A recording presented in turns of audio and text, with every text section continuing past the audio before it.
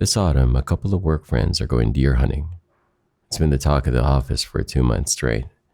It became the conversational watering hole, and everyone who doesn't take part is left to dry out in the sun. Hell, even Vicky, the receptionist, is coming along. I think she's going mostly for the s'mores, but I'm not going. I have a difficult history with hunting.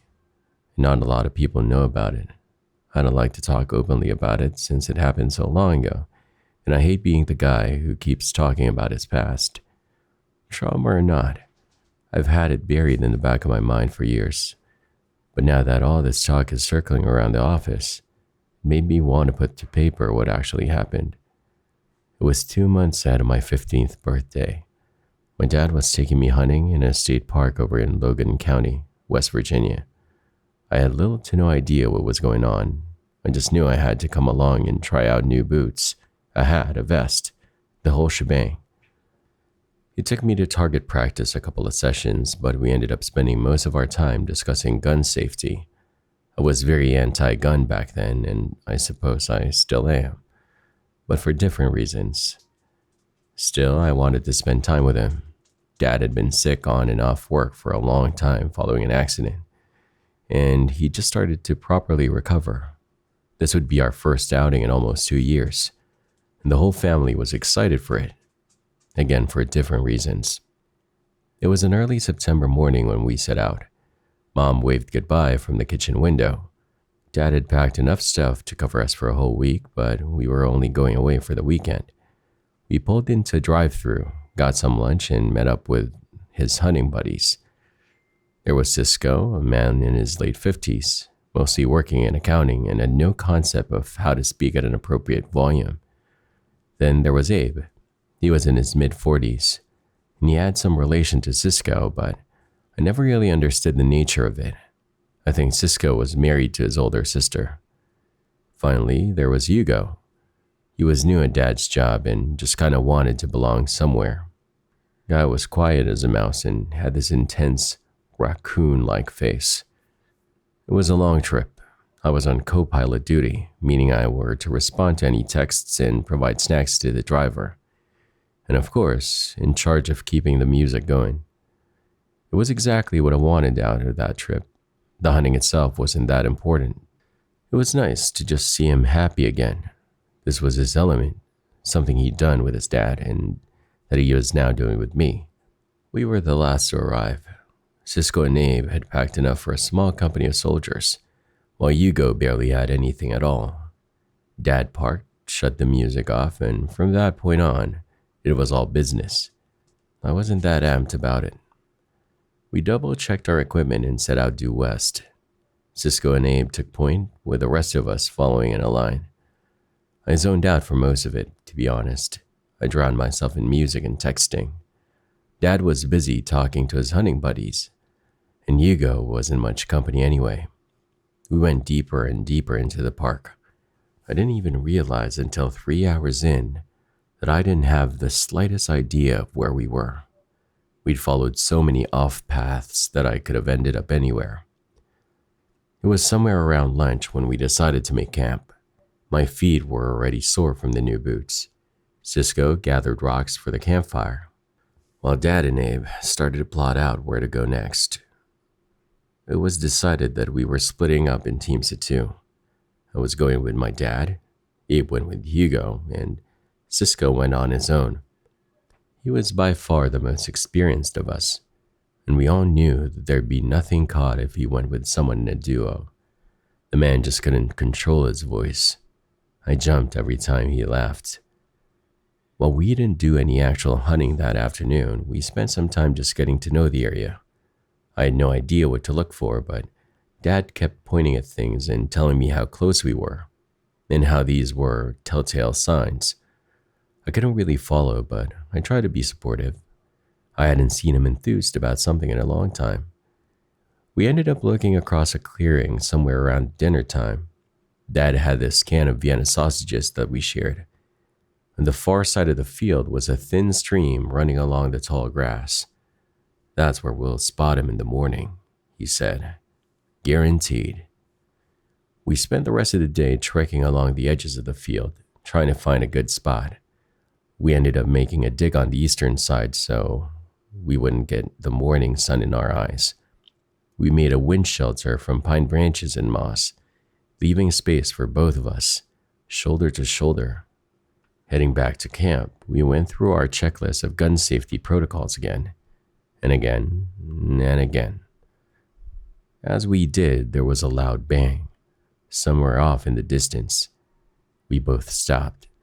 We knew the others had brought their guns along, but had they already found something? Improbable. Dad put a hand on my chest, signaling me to stop.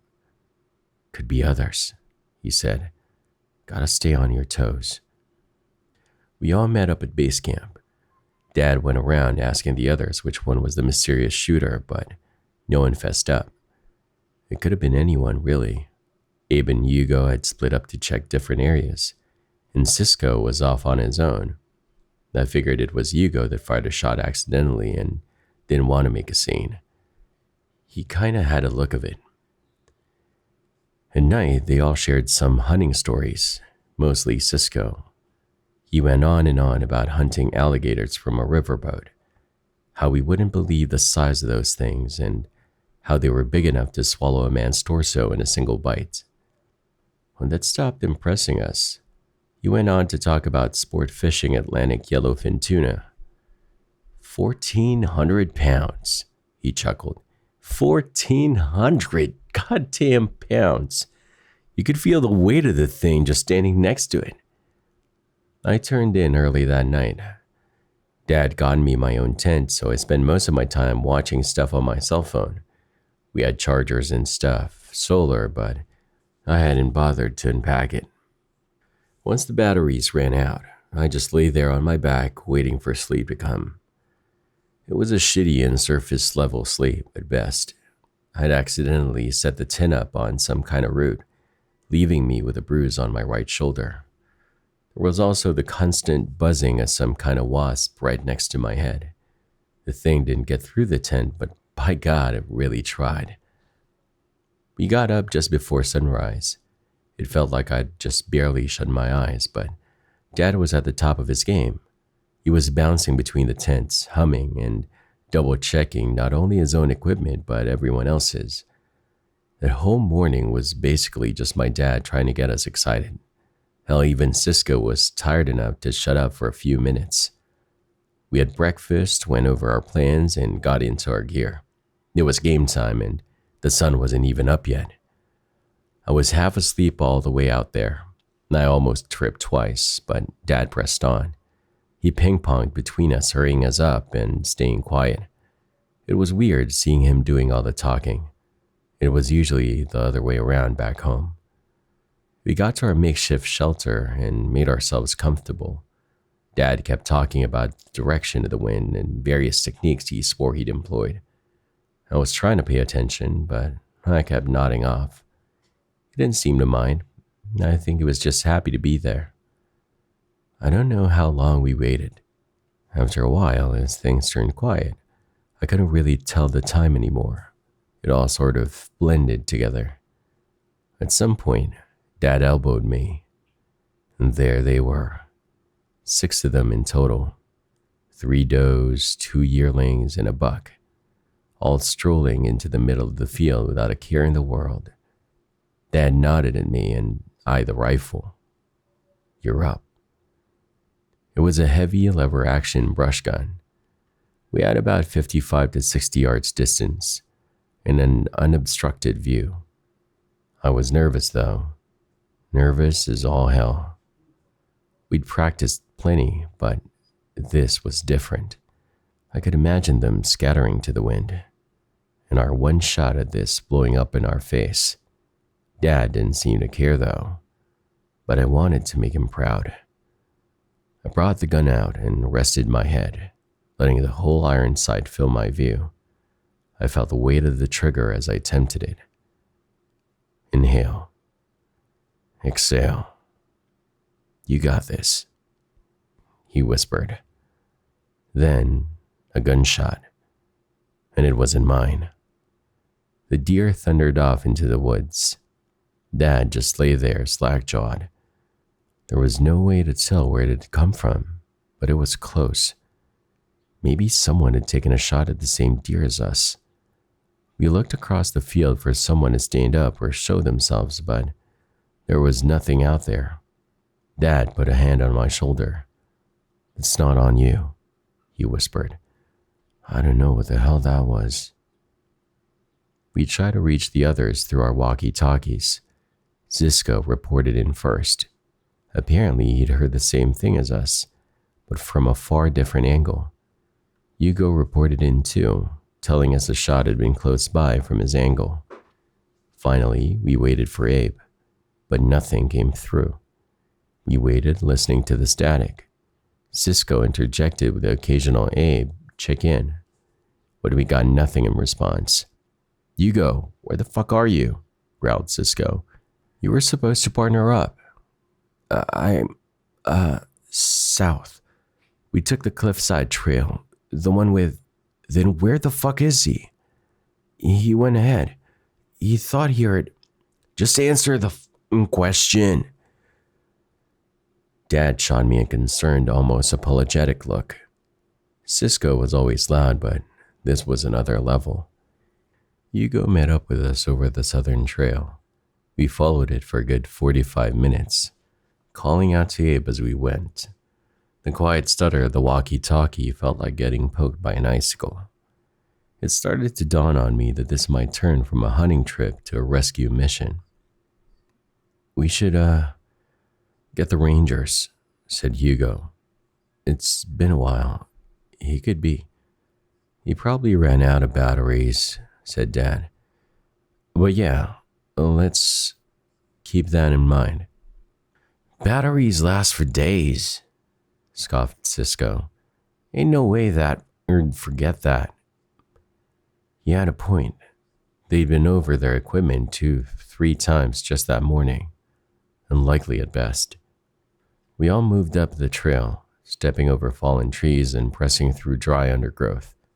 As the forest breathed, we could see further and further up ahead. It was quiet. Too quiet even. Like something had scared off the birds. "Where'd he go?" Cisco whispered. "What direction?" He, should have kept going south, I guess." "You guess, huh?" sighed Cisco. "Useless."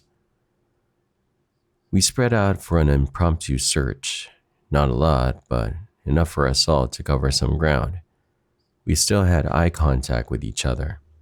Dad asked me to stay close, but I wanted to help, so I took the space in the middle. Everyone called out to Abe, not caring about the deer or other wildlife we spooked along the way. But apart from a few strange red birds perching on a nearby pine, there was nothing around to spook, and the birds didn't seem to care about either of us. After a while, it didn't even sound like a name anymore.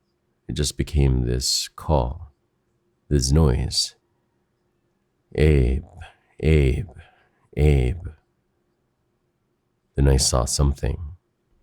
I thought it was a log at first, but it wasn't.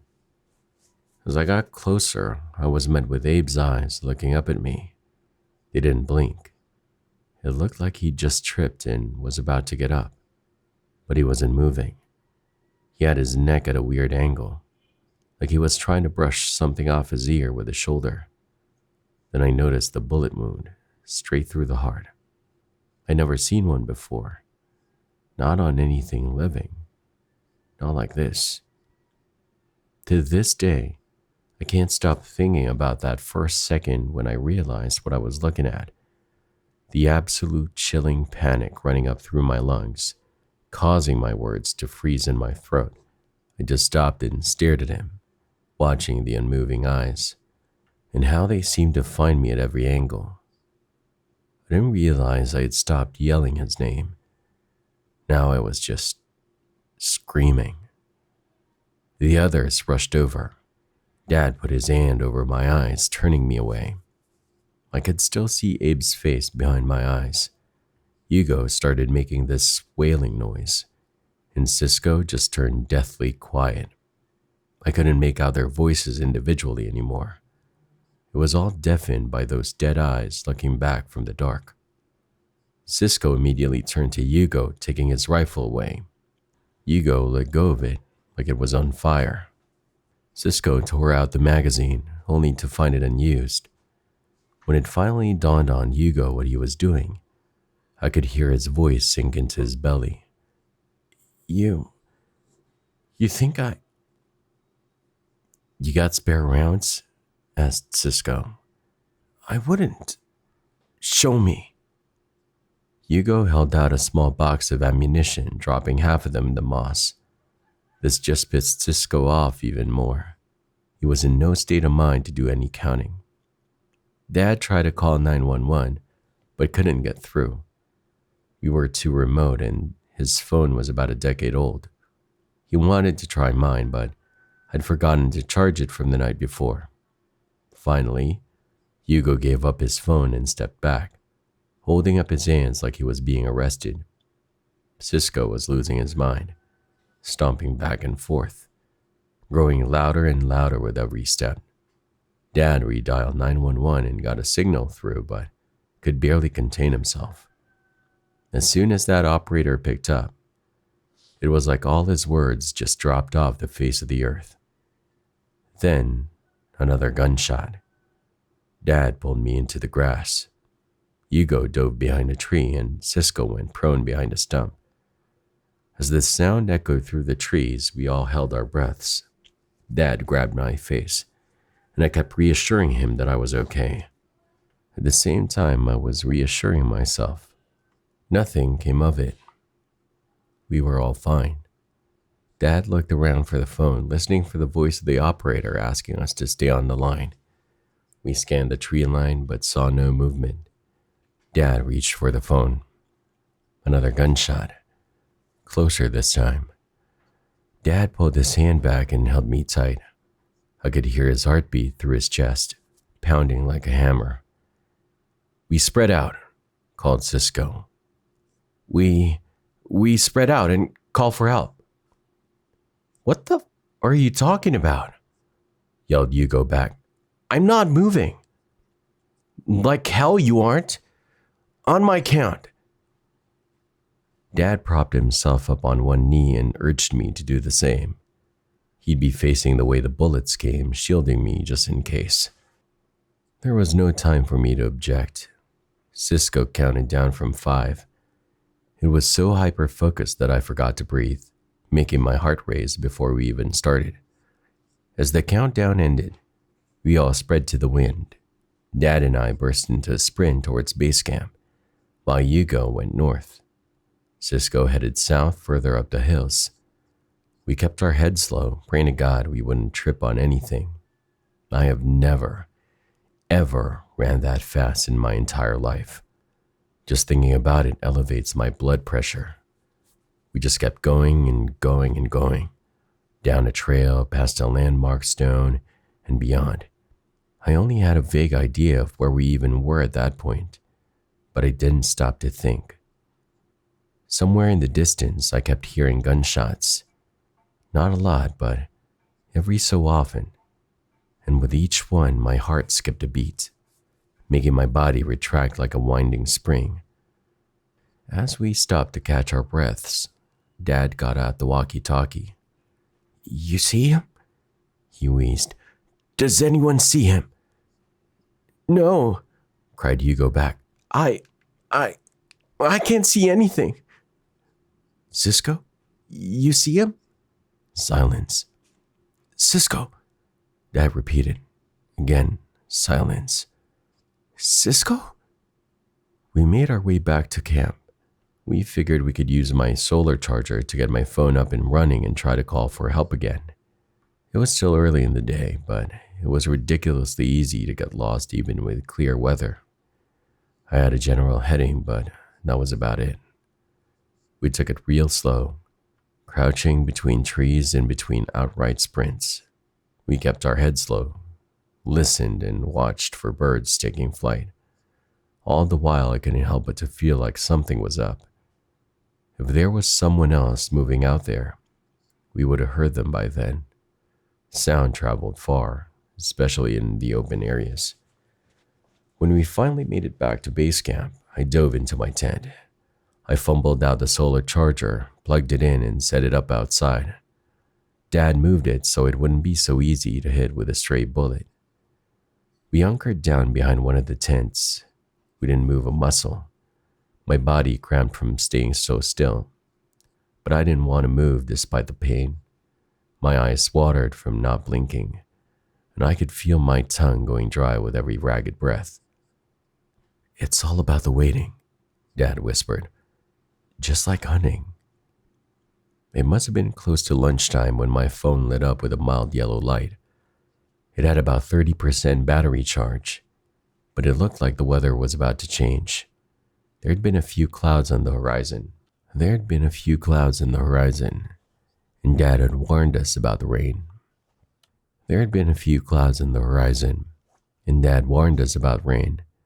How half our camp was made to be waterproof just in case. A bad enough cloud cover would mean we'd be wasting time waiting for nothing. While Dad phoned 911, I stuck to the walkie. I tried a few hellos, but I got nothing in response. The thought hit me that they might be in hiding. If so, my voice might give them away. Abe's face flashed before my eyes as I put the walkie down, waiting for someone to reach back from the other side. Dad tried his best to explain our position. "Yeah, we got an active shooter," he said. I don't know. Maybe one, maybe two, just west of..." Dad put the rifle down and held the phone to his ear, trying his best to work out on a map exactly where we'd been at. I couldn't help but to stare at the rifle. There might be one of those things hunting us right now, and we'd have no idea knowing. Could have a clear shot. Could be anywhere. He probably stayed on for 10, maybe 20 minutes before the battery ran dry. It was the first time I heard him swear uncontrollably. He was so frustrated that he could barely contain it, kicking a fold-up chair into the burned-out fire. "They told us to get moving. Meet them halfway," he spat. "Don't bring anything. We'll get back later." He grabbed the rifle and we promptly left. We got turned around a couple times when the rain came. Things started to look the same and we had no proper source of light.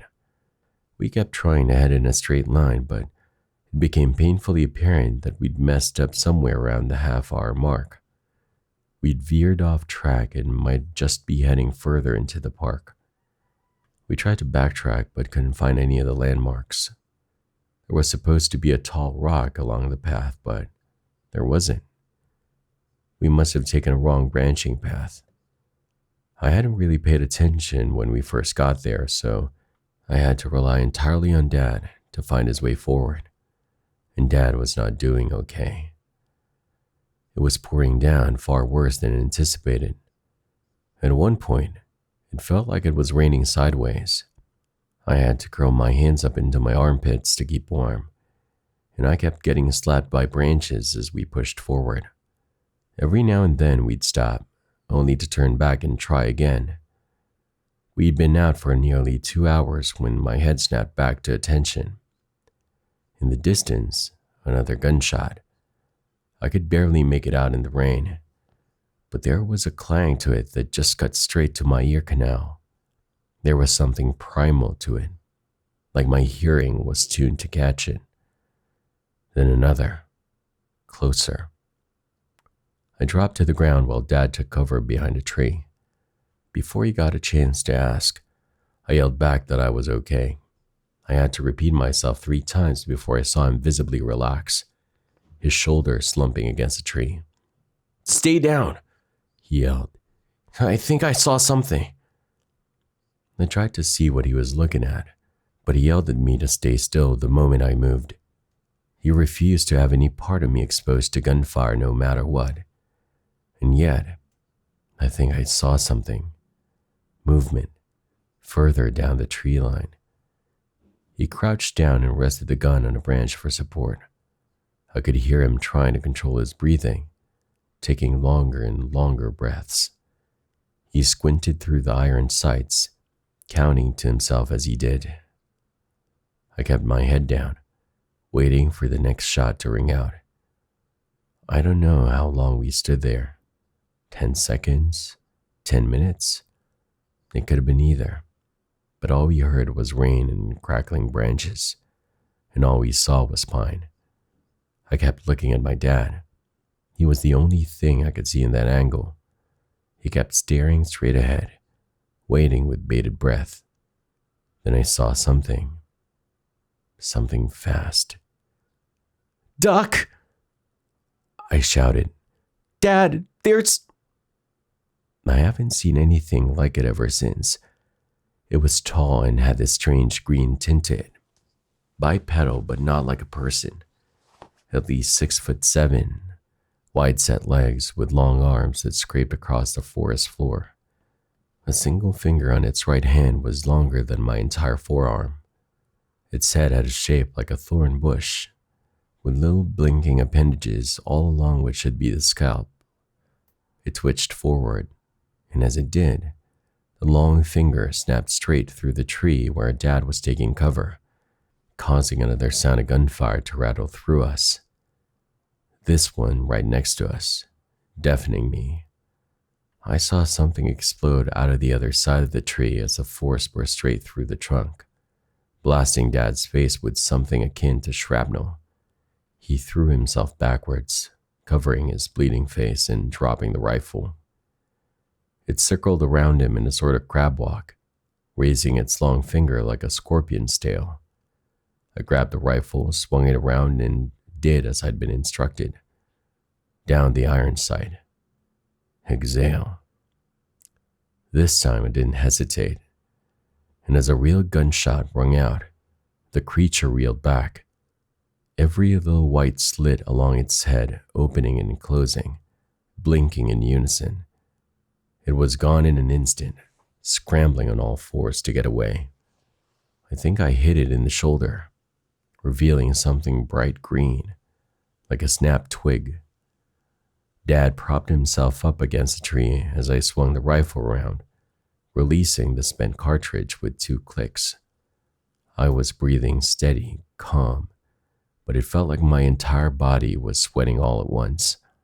I could feel this intense heat under my clothes, despite the cooling rain. "Hold it steady," he said. "Finger on the trigger." He'd gotten something in his eye. He couldn't see shit. It was up to me. Then far off into the woods, another gunshot, then another, and another. All around us, gunshots piercing the rain. But they weren't just gunshots. What should be these high-pitched explosions started to twist and ache, some turning long and low, similar to a stalling engine. Others reverbed like wail or a heartbreaking cry. One of them kept spitting out gunshots that sounded like small arms fire, a semi-automatic pistol. And far off, in the distance, was something with a high caliber, something deafening. Look beyond the scope, down the line. Watch between the trees. And I did. Despite the rain, the ache, and the panic, I held that rifle like it was my goddamn life. For hours, there was nothing but rain and gunfire. I'd catch glimpses of something moving in the distance, sometimes straight ahead, sometimes from the flank. Sometimes I'd fire, hitting a branch or the side of a tree. Sometimes I'd hit something, causing a loud gun-like squeal to echo back at me. And one by one, our bullets started to run out, as cartridge after cartridge started to pile up in the underbush. Then at some point, it stopped. I remember the rain clearing. The final cartridge lay hot in the grass. Dad put his hand on my arm. "That's enough," he said. "It's all right." As I put the rifle down, I felt the barrier collapsing. There was nothing between me and what was out there anymore. We were sitting ducks, waiting for come what may.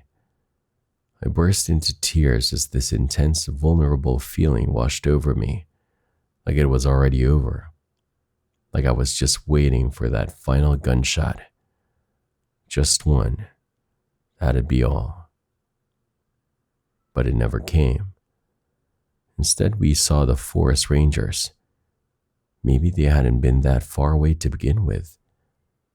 In the aftermath, we found that both Cisco and Hugo had made it out. Cisco had dropped his walkie as he ran, but had taken shelter in a fishing cabin. Hugo had kept moving in a wide half circle, making his way back to his camouflaged shelter. But Abe? Yeah, he didn't make it. They called it a hunting accident, but could never pinpoint it on a single individual. Dad was beyond himself, questioning each and every decision down to the line. He questioned the fact that none of the rangers had heard the gunfire to begin with. There was no way they hadn't. I've since heard all kinds of stories coming from the same area. Seemingly random gunfire scaring off the deer seems to be a common theme. A lot has happened since those days. I still keep a gun for protection, and my dad lost most of his vision on his one eye. He's still around, but we don't really talk about it anymore. We've never gone back there. We've never heard of anyone else seeing them either. Honestly, I don't think I really want to know. Nowadays, we stick to fishing.